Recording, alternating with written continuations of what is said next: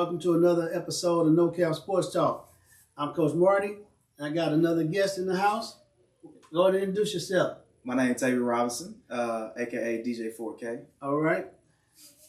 We are up here now. I got a guest. I want to talk about you as a student athlete in high school and college, and just give me some insight to like the things that you learned from sports that's probably helping you with your career and your things that you're doing now with your acting and your DJing and your career that you got going on. So, first of all, tell them where did you play ball at in high school? High school, north side, the best side. Yes, sir. Come on now. And then from there, y'all. Zumwalt North. Yeah, sorry. Don't get it twisted. For Zumwalt North. And then, I went off to college to play. So what position did you play in high school? Let the people know what's up. I played running back and linebacker. Linebacker was my specialty. Okay. Yes, sir. We like to hit people. All right.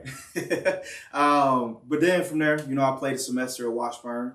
Some things happened in life. I had a beautiful baby girl when I went off to go play college football. So some things changed in my life to where I'm no longer playing college football, but we're on to something different. So my thing for the kids today, or people that's viewing this, how does sports help you with your life and the things that you're doing now and the things that the challenges that you have now? I would say a lot, honestly. When it comes, because if I never played sports, I definitely wouldn't be the person I am today. Through the hard work, determination, and just like never giving up when it comes to sports. I mean, we've done a lot of training in our life to the point it's like I can't do it no more. Right. But you really can. You know what I'm saying? You just got to get through that mental block. And so. Right.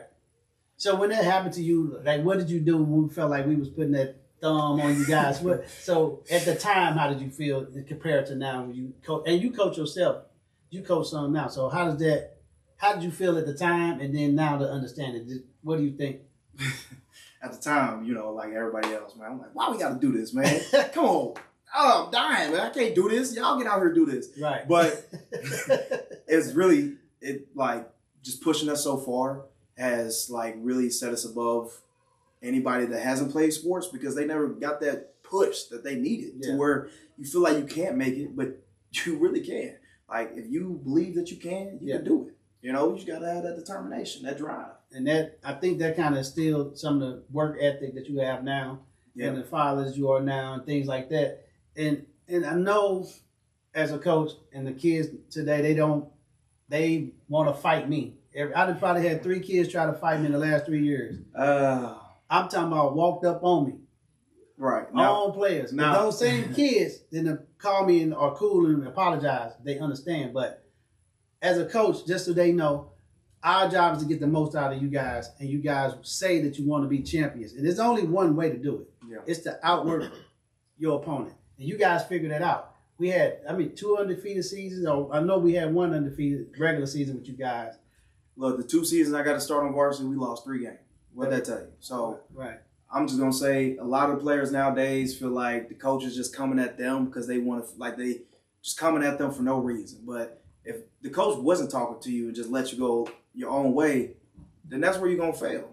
If the coach is on you and trying to stay on you, he's leading you the right direction. Y'all just don't want to hear it because you're so far in your mind thinking you know what's right. But really, they've been doing this for a long time. And again, I've been in the same position. He was my coach. And the same way, I'm still going to listen. We've had our arguments, but it's never to the point where, I ain't listening, I'm going to quit, or like punch him in the face, get in a fight. No, man. At the end of the day, it's your coach, and they got the wisdom, man. They've been doing this longer than we have. So we can have an opinion, right? But they got the facts. And that's the thing. And I understand because kids feel like, just understand, we do a lot of research. We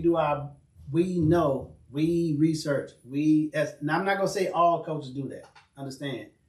I personally do. The guys that I deal with, the coaches I coach with, go above and beyond to be best, to give you guys the best situation to win. Because at the end of the day, we all spending more time together than we are with our own families. So at the end of the day, you want to be successful in that sport. Nobody wants to come see a losing product. Mm-hmm.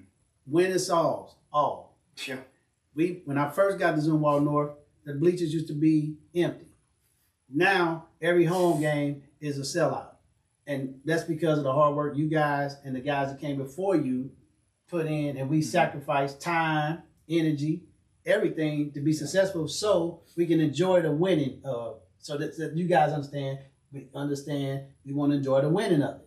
Yeah. That's it. And at the point, like you said, the stadium was empty. Yeah. And the record was probably 4-6. Yeah. But since that turnaround from 2014, It was 2011. 2011, sorry, Yeah, 2011. Shout out BJ Fitzpatrick. You know what? That's on me.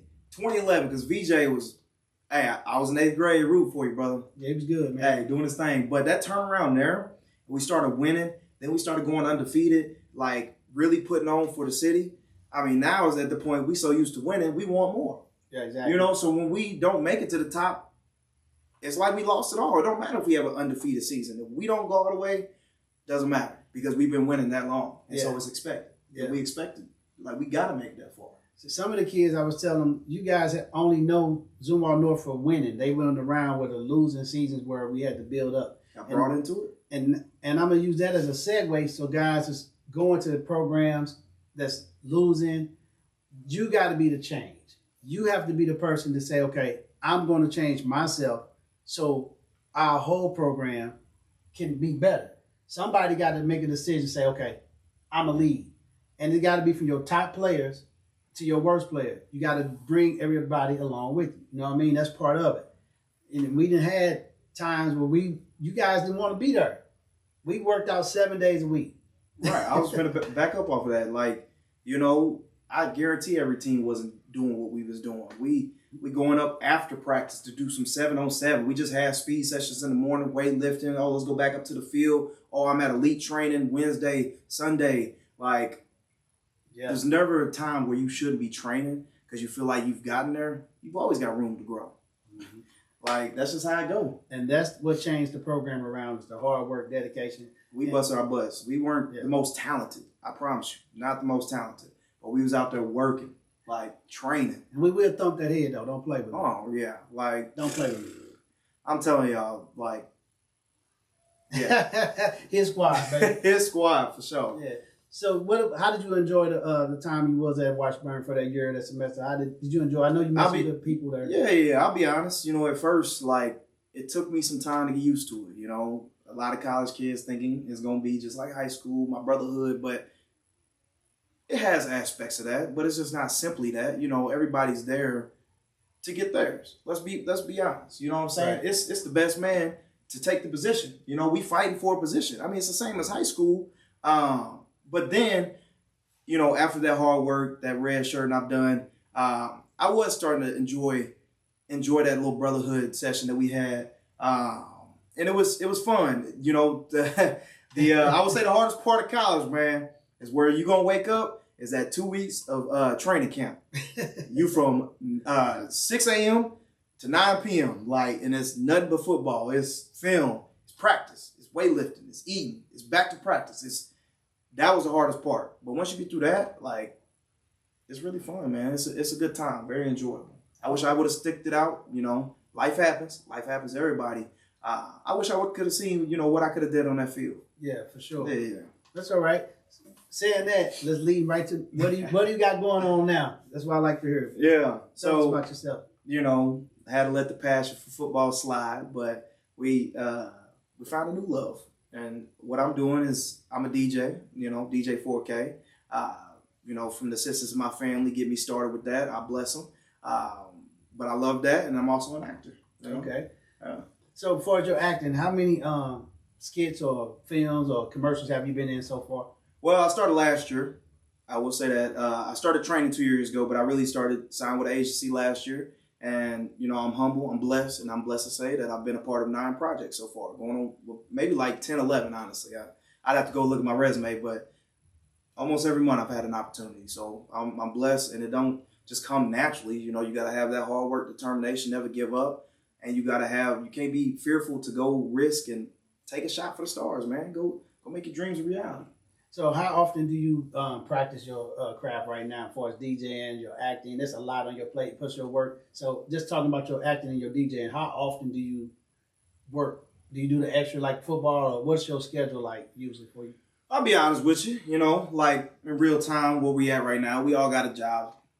Let's be real. And so, again, I try to get every night. Every night I practice, at least a DJ mixing something up. I act every other day. I need to move it to every night, right? Yes, you do. Yeah. Yes, sir. I need to move my acting to every night because if you do that, right? If I'm putting in the same work I was putting in for football, which I'm putting in some good work, but if I was to get to that level, I might go to the stars, man. Yeah, that's part of it. And that's the part that separates good to greatness. It's the dedication, and it's tough. Yeah. But you gotta be relentless in for what you're trying to do. And But that's part of sports, I think, help you with that. Yeah, and I will say that nobody told me to go act. I went and did it myself, and I did my own videos myself, my anime videos. I reached out, got an agent myself, headshots. I did all this myself, took classes, like, so that's that hard work, determination of like, I'm going to go do it. You just have to say, okay, I'm going to go do it instead of talking about it. Go do it. Hey, I call them Twitter What's fingers. that? That don't mean nothing. I'm texting what I'm gonna do. But you ain't took one step forward to make it happen. You can talk about it. You can dream about it. Work. That's why I don't like talking shit to nobody. No cap. No Do what cap. you're supposed to do. No Period. cap. Do what you're supposed to do, and you'll get your results. That's it, man. Well, Tay, I appreciate you coming on the show anytime. We're going to have him come back and do some DJing. We're going to have a live set. We're going to pop it off. Hey, we do a skit on them, right? Yeah, we're going to have you do some music. We're going to have you do skits. And it's a joy having you come out. And if there's anything else you want to say to the people, feel free. Hey, look, let's go Blues, baby. We in them playoffs. That's it. Yeah, they getting lucky. Hey, look, we got to shout out STL, though. Hey, no Cap. No cap.